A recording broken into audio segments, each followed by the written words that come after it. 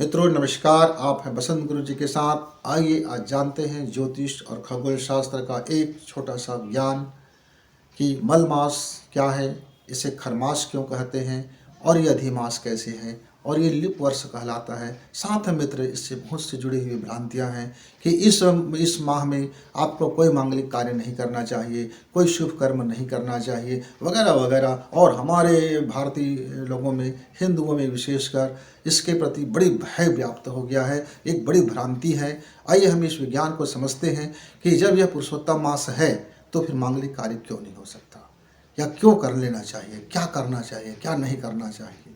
आखिर यह भ्रांति का जड़ कैसे फैल गया। मित्रों, आज विज्ञान का युग है।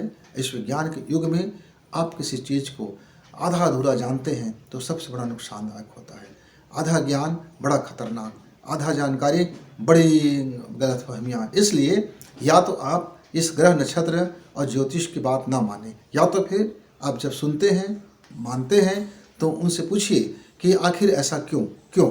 ये जब तक आप क्यों का सवाल नहीं करेंगे, वो वाई क्यों, आप पूछना ही होगा। ज्योतिषाचार्य बोलते हैं तो भी क्यों कहिए, कोई पंडित बोलते हैं तब भी क्यों लगाइए, क्यों लगाना ही पड़ेगा। क्यों, बिना क्यों की जाने, बिना उत्तर को जाने, बिना लॉजिक जाने, बिना विज्ञान समझे, बिना इसको समझे यदि आप मान लेते हैं तो आपका बड़ा बिगड़ेगा, आपका तो बड़ा बिगड़ेगा काम। लेकिन दान करना इस मास में क्यों दान करें, जब हम कोई पुण्य कार्य नहीं कर सकते तो फिर दान क्यों करें। दान क्यों करें भाई साहब, फिर जप क्यों करें भाई साहब, तपस्या क्यों करें भाई साहब, सेवा क्यों करें भाई साहब। हम पुण्य कार्य नहीं कर सकते तो सेवा क्या पुण्य कार्य नहीं है, जप करना क्या पुण्य कार्य नहीं है, भागवत कथा सुनना क्या पुण्य कार्य नहीं है, तमाम ऐसी चीज़ें, दान देना क्या पुण्य कार्य नहीं है। तो है, पर भ्रांत धारणा क्यों फैलाते हैं मित्र। और मेरा यह बहुसंख्यक मित्र 99% मित्र इस भ्रांति में बड़े उहापोह में फंस जाते हैं, बड़ी गड़बड़ हो जाती है।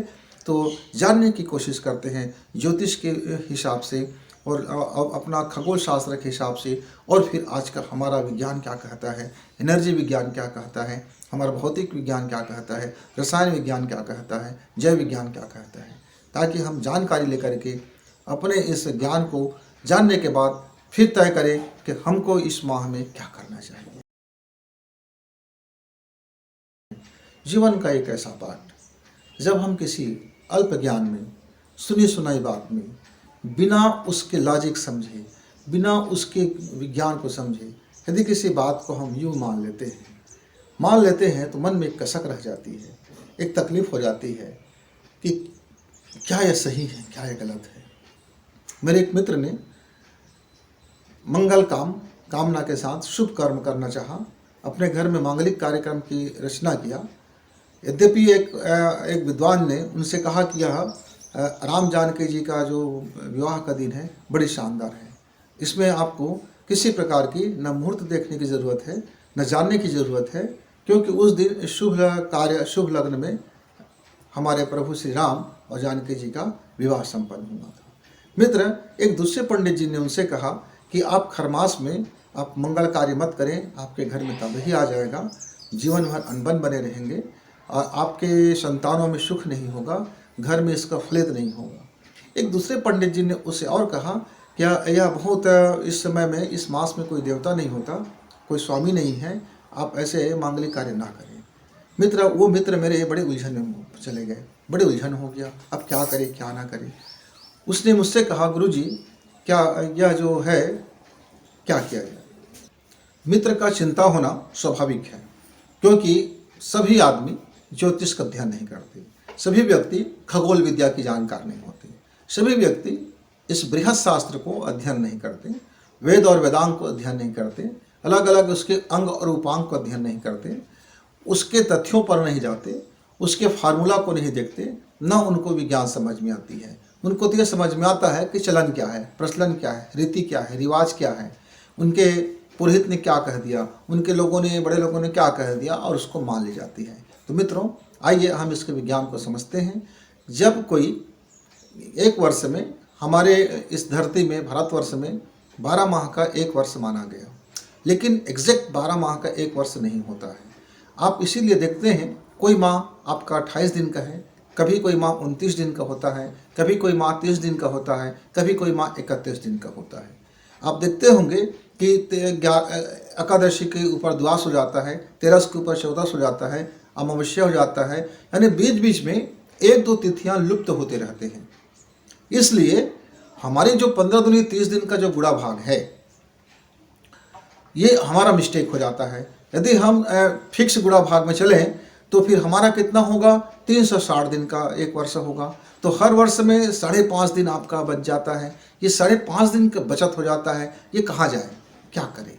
तो इसके लिए हमारे ज्योतिषाचार्यों ने, नहीं खगोल शास्त्रियों ने, ज्योतिषी अलग है और खगोल विद्या अलग है, तो हमारे खगोल शास्त्रियों ने इसको ये बनाया गया कि भाई देखा जाए कि इस जो सूर्य की कला है, चंद्र की कला है और गुरु की जो परिक्रमा है, ये इनके 12 स्वामी हैं। इन 12 स्वामी पर वो 12 माह से हम 13 माह नहीं कर सकते, क्योंकि हमारा जो कुल स्वामी है यानी राशि है वो 12 राशि है। 12 राशि पर हमारे ग्रह अपने अपने चक्कर को अपने लगाते रहते हैं। उनकी जो चुंबकीय क्षेत्र है वो, उसकी जो चुंबकीय प्रभाव है, उसी से उसका आदान प्रदान होते रहता है कि कब कौन से कला में यानी कौन से भ्रमण में कर रहे हैं, वो कितने अंश पर है, कितने डिग्री पर है। अभी सूर्य कितने डिग्री पर है तो उस समय पृथ्वी कितने डिग्री पर होगा, तो उस समय मंगल कितने अंश पर होगा, तो उस समय बृहस्पति किस अंश पर होगा, शनि कौन से अंश पर होगा। अपने अपने ग्रहों की अपने अपने चक्कर लगाते हुए वे, इनका अपना एक परिवार है। ये सौर परिवार में है। हमारा इस परिवार का सबका पोजीशन है। आप इस सब का अपना अपना परिपथ है, अपनी अपनी परिक्रमा करते हैं। तो जब परिक्रमा करते हैं तो जितने अंश में आएगा, वो जितने डिग्री में अपने कोण को झुका देगा, अपने उस गोलार्ध को, तो उतने डिग्री में झुकाने से उसकी जो चुंबकीय प्रभाव है, उसके चुंबकीय प्रभाव अलग अलग ग्रहों पर उसके अनुरूप पड़ता है। मान लीजिए आपके सामने में सीधा का सीधा आग का गोला आ जाए तो उसका गर्मी आपको डायरेक्ट पड़ेगा, लेकिन थोड़ी सी उस आग के गोले में कहीं कोई छाया बन जाए, या कहीं कोई बीच में पर्दा आ जाए, बीच में थोड़ी सी कोई राहत मिल जाए, तो आपका जो आग की तपन है वो उस क्षेत्र में कम पड़ेगा। ऐसे ही सभी चुंबकीय प्रभाव एक दूसरे ग्रहों को प्रभावित करते हैं मित्र, कला अंश और डिग्री पर। कला अंश और डिग्री पर ये अपने आप को चलाते रहते हैं। तब होता क्या है, ये कुछ 5.5 दिन जो हमारा बचता है हर वर्ष बच जाता है, हर वर्ष बच जाता है। और फिक्स 24 घंटे में भी हमारा एक दिन रात नहीं होता, इसमें भी हमारा 24 घंटे में थोड़ी प्लस माइनस होते रहता है। मतलब आप ये नहीं कह सकते कि एग्जैक्ट 24 घंटा बराबर एक दिन रात, तो इसमें प्लस माइनस होते रहता है। ये प्लस माइनस का खेल है कि आपको लीप वर्ष कहते हैं, हम इसी को फिर अधिमास कहते हैं, हम इसी को फिर खरमास बोलते हैं, और इसको फिर पुरुषोत्तम मास कहा गया। क्यों कहा गया? इसके पीछे अलग अलग कहानियां हैं, अलग अलग रीजन है, अलग अलग संतों ने, अलग अलग शास्त्रियों ने, अलग अलग ज्योतिषियों ने, अलग अलग खगोल शास्त्रियों ने इसके अलग अलग मत दिए हैं।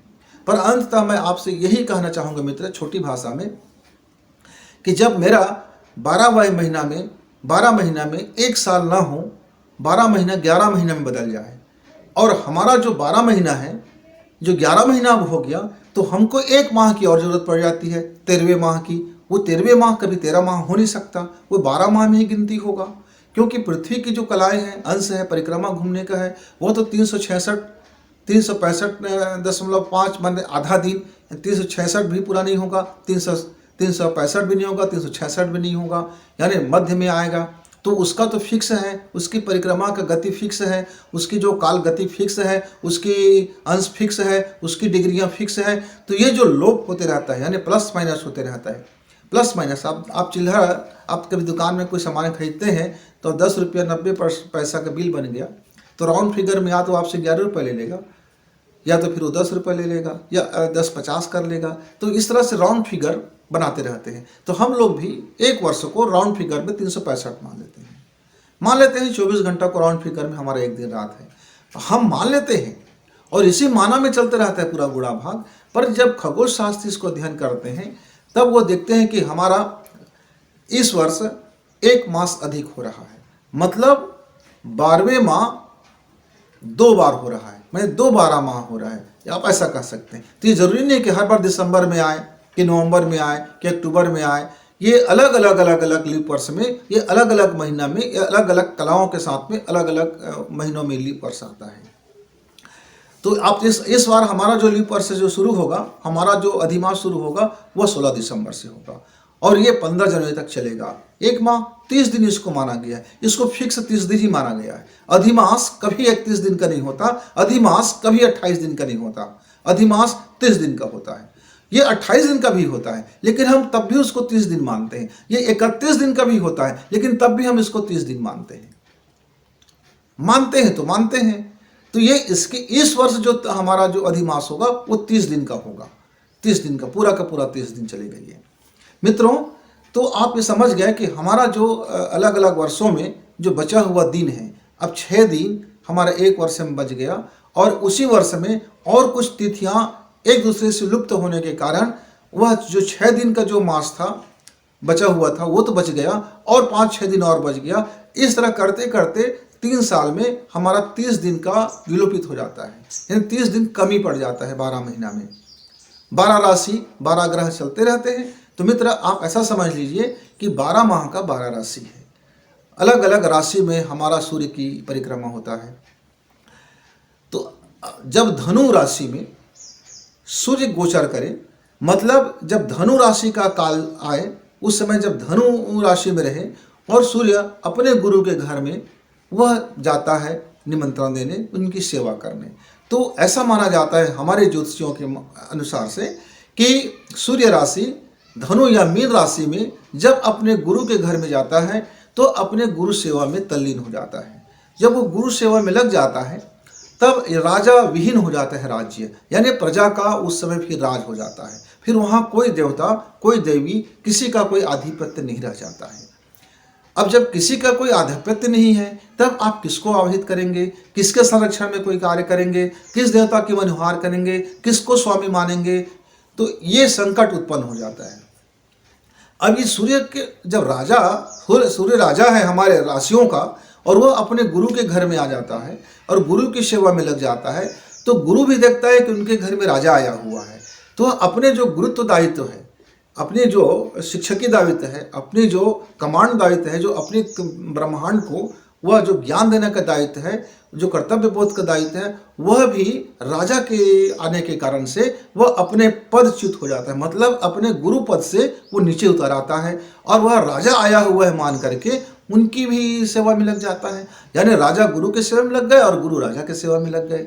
आप ऐसा कह सकते हैं, आपके घर में प्रधानमंत्री आ जाए, आपके घर में राष्ट्रपति आ जाए, तो आप कितना विद्वान हैं, कितना बड़े आदमी हैं, कितना महान काम करने वाले हैं, कितने रिसर्चर हैं, आप सारा काम छोड़ करके आप उस राष्ट्रपति या प्रधानमंत्री की अगवानी में सेवा में आप लग जाएंगे। यद्यपि वो आपकी सेवा में आए हुए हैं, लेकिन आप भी सोचते हैं कि राजा मेरे घर आया हुआ है तो मेरा भी दायित्व है कि मैं राजा की सेवा में कोई कोर कसर न रखूं। इस तरह से राजा और गुरु एक दूसरे की सेवा में लीन हो जाते हैं। इसके कारण से देवता विहीन हो जाता है हमारा एक माह, ऐसा कहा जाता है ज्योतिषियों के द्वारा। यानी एक माह देवता विहीन होता नहीं है, उस समय उस मास का राशि स्वामी कोई नहीं होता, उस राशि का कोई स्वामी नहीं होता, क्योंकि राशि का स्वामी बनाने वाला राजा स्वयं गुरु की सेवा में है, यानी राजपाट निवृत्त हो गया है, वह एक माह की छुट्टी में चला गया।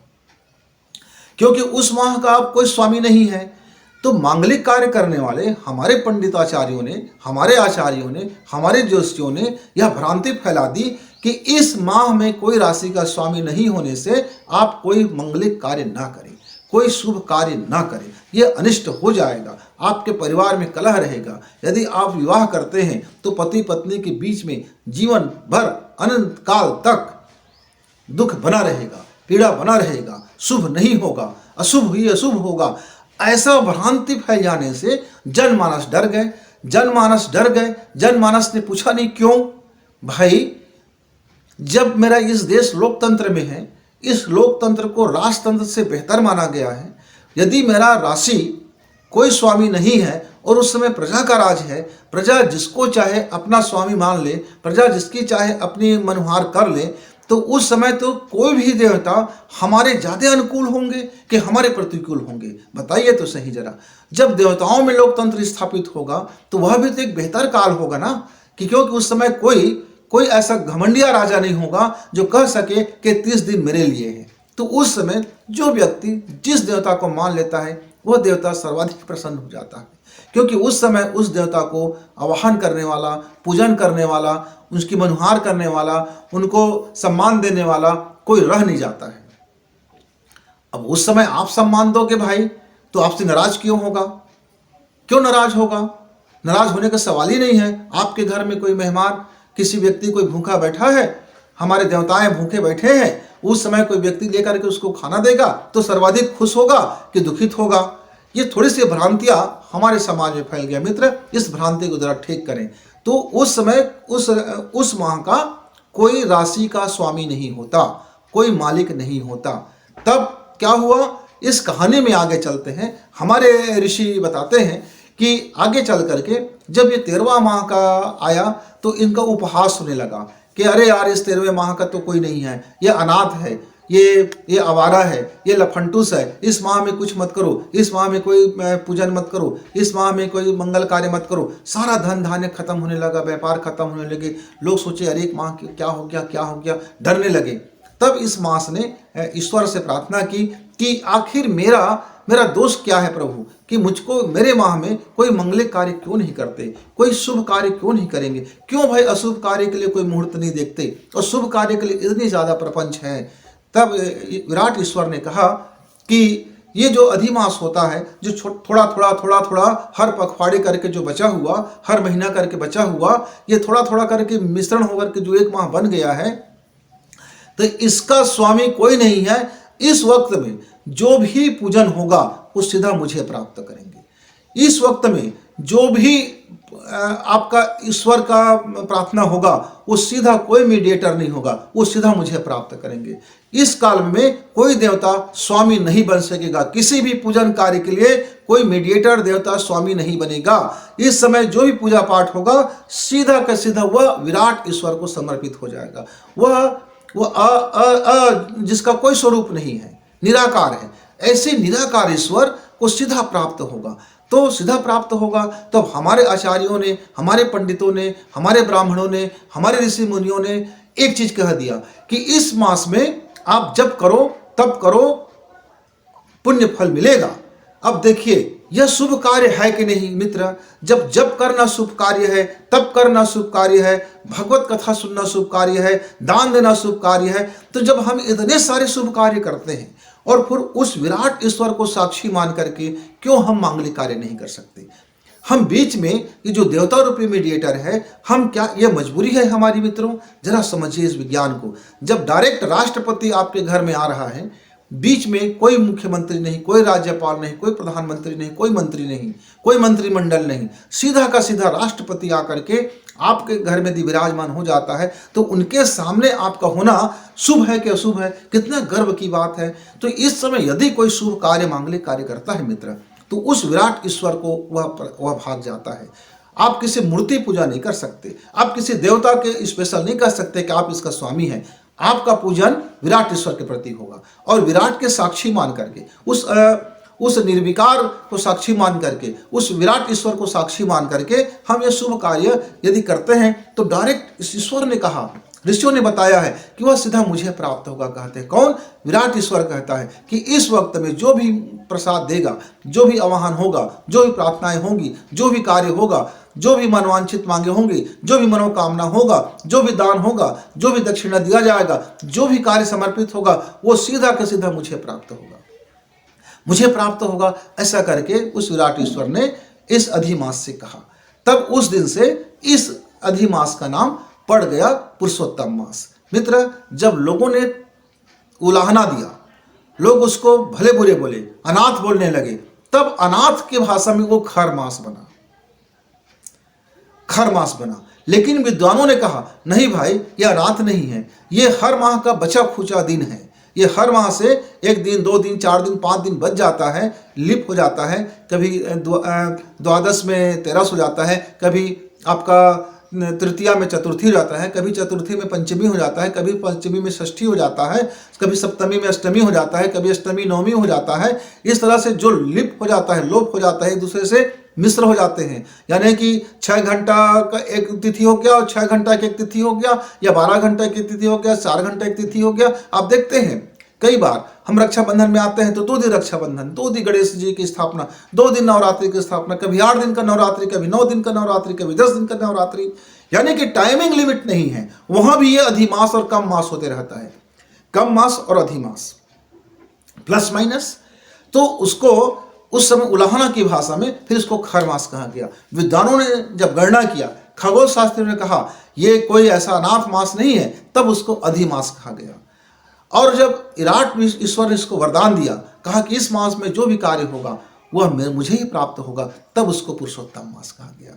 तो मित्रों, सोचने की बात यह है, जब पुरुषोत्तम मास है, यदि हम हिंदू धर्म को मानने वाले हैं और यदि हम ईश्वर को मानने वाले हैं, हमारे कुल ईश्वर, हमारा कुल जो सबका मालिक एक जो है, जो हमारा कुल ईश्वर है, यदि वह कहता है कि इस समय जो भी तुम पूजा करोगे वो सीधा मुझे प्राप्त होगा, तो इससे और सुंदर अवसर क्या हो सकता है मित्र। आप जब करेंगे सीधा ईश्वर को प्राप्त होगा, कोई मीडिएटर नहीं। आप विवाह करेंगे सीधा ईश्वर की साक्षी में होगा, कोई मीडिएटर नहीं। आप तपस्या करेंगे सीधा ईश्वर के सानिध्य में होगा, उपासना होगा, कोई मीडिएटर नहीं। मतलब यह अधिमास उपासना का मास है, यानी आपके समीप आप सीधा का सीधा उस विराट ईश्वर की पूजा कर सकते हो, वो आपको प्राप्त होगा।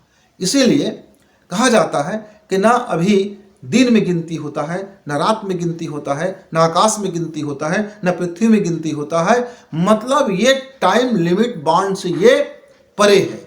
इसके लिए अब यह जो एक मास होगा, न वह अंतरिक्ष में गणना होगा, न पृथ्वी में होगा, न दिन में होगा, न रात में होगा। इसका कोई काल गणना नहीं हो सकता, क्योंकि काल से परा ईश्वर है, काल से परे ईश्वर है। काल के उस पार, टाइमिंग के उस पार, अंश के उस पार, कोण के उस पार, त्रिभुज के उस पार, कोणों के उस पार, यानी हमारे फार्मूला, हमारे गुणा भाग, हमारे इतर सारे संसारिक चीज़ों से उस पार वर्ष है, महीना। ये जब ऐसे माह में जब आप कोई काम करते हैं, न तो दिन दिन है, न तो रात रात है, न 12 बजे 12 बजे है, न 6 बजे 6 बजे है। मतलब यह टोटल ऐसा संध्या वेला होता है कि जिसमें विराट ईश्वर और आप होते हैं। ये एक माह का जो संध्या वेला मित्र, यह जो जीवन में जिसके भी यह इसको ज्ञात हो जाता है, वह पुरुष, वह व्यक्ति, वह जो भी व्यक्ति होगा, वह अपने को उस विराट ईश्वर के ध्यान में बिताता है, क्योंकि यह संधि वेला है, सीधा विराट ईश्वर से उसकी उपासना के वेला है। अब ये वेला क्यों है, चलो इसको आज के विज्ञान से समझते हैं। चलो इसको हम मैग्नेटिक पावर से समझते हैं। धरती जो है, यानी सूर्य का जो अंश है, और जो आपका गुरु का कला है, और इस बीच में चंद्रमा, ये तीनों आपका एक ऐसा बांड बनता है कि सूर्य की सर्वाधिक शक्ति गुरु पे पहुंचता है। सूर्य गुरु के साथ उसका मैग्नेट का पावर इतना ज़्यादा होता है कि पूरा का पूरा सूर्य की शक्ति गुरु की शक्ति में परिवर्तित हो जाता है। अब मित्र, मान लीजिए आपका गुरु प्रबल है, आपका आचार्य प्रबल है, और वो उसके साथ सूर्य की शक्ति है, वह गुरु के साथ आप अपने को विचरण करते हैं, तो कितना भाग्यशाली है। तो ये गुरु के साथ जब चंद्रमा भी आ जाता है, तो चंद्रमा चूंकि यह धीरे धीरे घटता भी है, धीरे धीरे बढ़ता भी है। ये घटने और बढ़ने की जो इसमें सामर्थ्य है, इस समय सर्वाधिक होता है चंद्रमा के साथ इसकी गुरुत्वाकर्षण की शक्ति। चंद्रमा की शक्ति सबसे ज़्यादा प्रबल हो जाता है। तो लोग चंद्रमा की शक्ति से क्यों डरते हैं? इसलिए डरते हैं कि यदि मान लीजिए आपका मन भटक गया, तो आपकी दिशाएं भटक जाएगी। इसलिए चंद्रमा को कला के देवता होते हुए भी, सौंदर्य के देवता होते हुए भी, जनमानस में एक कई भ्रांतियों के कारण बन गया है। तो मित्र, इस समय पृथ्वी में सर्वाधिक प्रभाव बृहस्पति ग्रह का होता है। बृहस्पति ग्रह में सर्वाधिक प्रभाव सूर्य ग्रह का होता है। सूर्य ग्रह में सर्वाधिक प्रभाव आपके जितने भी चंद्रमाएं हैं, चाहे मंगल का चंद्रमा हो, बुध की चंद्रमा हो, बृहस्पति की चंद्रमा हो, या पृथ्वी की चंद्रमा हो, यानी क्षुद्र ग्रहों का प्रभाव ज़्यादा हो जाता है। इसके कारण से कहा जाता है कि सूर्य गुरु के समय में चला गया है, अभी कोई राजा नहीं है। तो जो भी व्यक्ति है वह सब अपने आप को राजा समझ रहे हैं, यानी क्षुद्र ग्रहों के प्रभाव के कारण धरती में यह वातावरण बन जाता है। इससे क्या होता है? इससे धरती के चुंबकीय प्रभाव में बड़ी उथल पुथल होती है। जो हमारी धरती का चुंबकीय प्रभाव है, उसमें पर्यावरण में काफ़ी बदलाव आता है। ज्वार आते हैं, भाटे आते हैं, भूकंप आने का संभावना हो जाता है, ज़्यादा वृष्टि हो जाता है, या फूल पौधे में या तो अधिक फूल आ जाते हैं या बिल्कुल फूल रहित हो जाते हैं। यानी प्रकृति अपने संतुलन बनाने में उसकी बड़ी दिक्कतें आ जाती है, क्योंकि अचानक उसको जब ऊर्जा प्रवाह मिलता है, यदि हमारी जो प्रकृति है, हमारे जो पेड़ पौधे हैं, हमारा जो वातावरण है, यदि उनके अनुकूल नहीं हुआ तो भूचाल जैसे आ जाता है। इसीलिए कोई व्यक्ति यदि क्रोधी है तो उसका क्रोध सर्वाधिक बढ़ जाएगा। यदि कोई व्यक्ति शांत स्वभाव का है तो उसका शांति से ज़्यादा प्रभाव बढ़ जाएगा। यदि किसी का व्यापार है, उस व्यापार में उतार चढ़ाव खूब आएगा, या तो बढ़ेगा या तो घटना शुरू हो जाएगा। इसलिए पंडितों ने कहा कि इस मल मास में आप कोई व्यापार शुरू ना करें। व्यापार क्यों न शुरू करें? क्योंकि वातावरण स्थिर नहीं होगा, पृथ्वी के चुंबकीय प्रभाव स्थिर नहीं होगा, ग्रहों की प्रभाव स्थिर नहीं होगा। क्योंकि ग्रह को अनुशासित करने वाला जो सूर्य ग्रह है वो स्वयं बृहस्पति ग्रह के साथ में है, वह अपना प्रभाव खो चुका है, वह अपना प्रभाव तो बृहस्पति ग्रह के साथ में विलीन हो गया है। अब ये सबको अनुशासित करने वाला हमारे देवता तो है नहीं, ग्रहों का प्रभाव होगा नहीं, इसलिए आपका व्यापार उतना ही चलेगा जितना आपका कर्म होगा। आपको कोई सहायता देने वाला होगा नहीं, आपका भाग्य साथ देगा नहीं, आपको शुद्ध कर्म पर निर्भर होना होगा। तो मित्रों, आप समझ लीजिए कितनी शानदार बात है कि आप जो भी कर्म करेंगे उसका ही प्रभाव आपके ऊपर होगा। तो कर्म प्रधान मेरा देश है, कर्म प्रधान मनुष्य जीवन है, कर्म प्रधान यह जीव जगत है। तो जब कर्म को हम जो कर्म करेंगे वही फल हमको प्राप्त होगा, इससे सुंदर अवसर क्या हो सकता है? अपने अपने देखने के नजरिया है मित्र, आप खरमास, मलमास, अधिमास, लीप ईयर और पुरुषोत्तम, इन सारी चीज़ों को हमने थोड़ी थोड़ी करके आपको बताया, इसके विज्ञान पक्ष को भी बताया। अब आप स्वयं डिसाइड कीजिए कि आपको इस माह में क्या करना चाहिए। सीधा विराट ईश्वर के साथ आपका संपर्क हो, या फिर आप बिना मीडिएटर के विराट ईश्वर से संपर्क नहीं करना चाहते। जो बीच में मीडिएटर हमारे ग्रह होते हैं, जिसको हम देवता बोलते हैं, राशि का स्वामी बोलते हैं, ये वातावरण को प्रभावित करने वाले अलग अलग गुण तत्व हैं।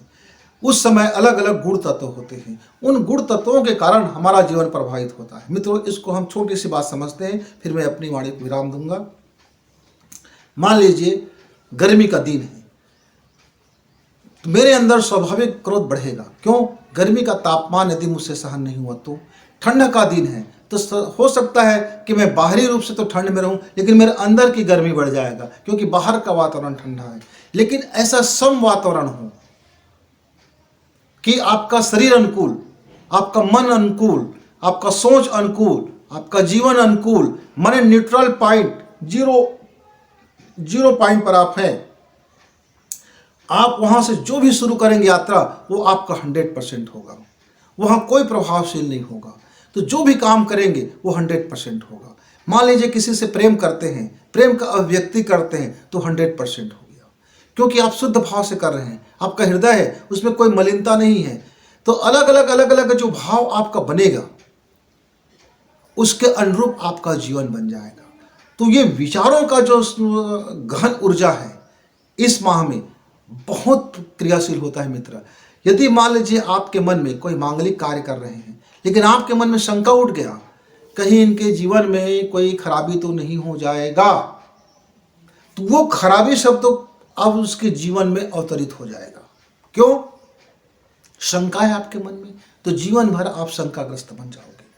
लेकिन आपके मन में शुद्धता है, आपके भाव में शुद्धता है, आपका प्रेम में शुद्धता है, आपके विचार में शुद्धता है, आपके अंदर में खुद पर भरोसा करने की सामर्थ्य है, आप अपने पर बिलीव करते हैं, भरोसा करते हैं, कोई शंका नहीं करते, राजनीतिक शंका नहीं है। और आप जब भी कोई काम करते हैं, वह काम यदि करते हैं मित्र, तो यह सबसे सर्वाधिक उपयुक्त समय है। यदि दो दाम्पत्य जीवन, दो अपना पति पत्नी बनकर के जीवन गुजारना चाहता है, इस माह में यदि वह अपना वाकदान करता है, दोनों मिलकर के वाकदान करते हैं, दो परिवार मिलकर वाकदान करते हैं, दो परिवार का मिलन होता है, तो सबसे सुंदर उसके जीवन में और कोई समय वक्त नहीं है मित्र, जो इस वर्ष है धनु के साथ में सूर्य का।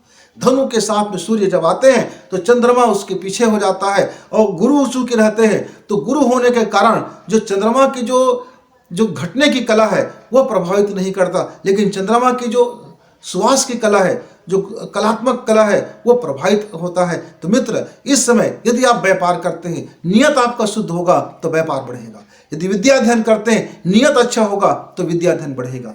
यदि भगवान की साधना करते हैं, नियत अच्छा होगा तो वो प्रतिफलित होगा। मतलब यह कहने का आशय है, यह जो पुरुषोत्तम मास में विचारों का मास है, यह जो विचार की एनर्जी है, हमारे भीतर में जो 7 प्रकार की चक्र होते हैं, ये सातों चक्र एक दिशा में होते हैं, यानी मूलाधार चक्र से ब्रह्मरंध्र तक की जो प्रक्रिया है वह 24 घंटे वो हमारे सर्किल में दौड़ते रहता है। अब जिस ऊर्जा को आप पकड़ लीजिए, जिस तल में आप आ जाइए, हृदय के तल में आ जाइए, नाभि के तल में रहिए, कंठ के तल में रहिए, आज्ञा क्षेत्र के तल में रहिए, या ब्रह्मरंध्र में रहिए, या कुछ में मत रहिए, क्योंकि आपको आज़ादी है, चयन की आज़ादी है। आप जिंदगी को जो चयन कर लो वो आप हो जाओगे। तो ये जो सोचोगे वो होगा, जो बोओगे वो मिलेगा। यह महीना में सर्वाधिक आप और ईश्वर के बीच में कोई दूसरा नहीं होता। सीधा चुंबकीय प्रभाव, जो हमारा चुंबकीय प्रभाव है, धरती की जो चुंबकीय प्रभाव है, वह सूर्य की चुंबकीय प्रभाव, गुरु की चुंबकीय प्रभाव और चंद्रमा की चुंबकीय प्रभाव से यह त्रिकोण बनाता है। यह त्रिकोण जब बनाता है तो जब ईशान कोण में आप किसी की आराधना करते हैं, जब ईशान कोण में आपका घर है, ईशान कोण में आप बैठते हैं और ईशान भाव से आप बैठते हैं, यानी ईश्वर को आप समर्पित होते हैं मित्र, तो आपके लिए सुनहरा अवसर है। ये सबसे शानदार अवसर है मित्र। इस अवसर को गंवाना मतलब अपने आप को गंवाने का असमान है। तो मित्र, हो सकता है कि मुझसे बहुत बड़े बड़े पंडित मिलेंगे आपको, बड़े बड़े जानकार मिलेंगे आपको मित्र, लेकिन एक बार उनसे सवाल कीजिए क्यों। एक बार आप समझिए विज्ञान को, और विज्ञान को समझिए, खगोल को समझिए, फिर ज्योतिष को समझिए। उसके बाद आप कोई रीति रिवाज या किसी धारणा को बनाएं। पूर्वाग्रह से अपने जीवन को तबाह न करें, पूर्वाग्रह समझ करके आप कोई निर्णय ना करें। आप अपनी आग्रह को खाली रखें, समझें, बुझें, जानें, उसके बाद अपनी कोई भी मासिकता तैयार करें मित्र। तो यह जो पुरुषोत्तम मास है, आइए उस पुरुषोत्तम मास में हम अपने ईश्वर के साथ रोज बैठने का अभ्यास करें, रोज उनकी उपासना करें, रोज साथ में रहें, रोज उनका ध्यान करें, रोज अपने आप को समझें, रोज अपने आप से मिलें, रोज अपने मैं की यात्रा में चलें, रोज अपने विराट के साथ एकाकार होने के अभ्यास करें मित्र। आप विराट ईश्वर के साथ सीधा आपका संपर्क बने, इसी मंगल कामना के साथ गुरु जी को विदाई। धन्यवाद।